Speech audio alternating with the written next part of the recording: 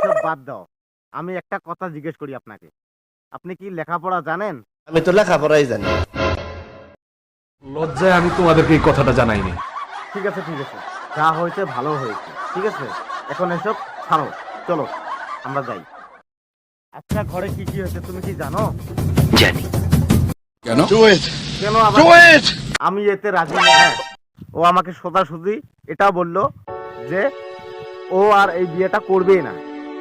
বলো কি, তুমি সত্যি বলছো? হ্যাঁ সত্যি বলছি, সত্যি। তুমি উপরে উঠে আসো। না না, আমি যাব না। কি বললা? হ্যাঁ, আমি এই বিয়েতে রাজি নই। সত্যি বলছেন আপনি? হ্যাঁ ঠিকই বলছি। কি, তোমরা সবাই ভালো আছেন? হয়েছে। ঠিক আছে ঠিক আছে, আমার কথাটা তো শুনুন। আমাদের পাল্লাটা আলাদা করে ফেলবো। থাম বাবা, একটু রাগ। Yeah.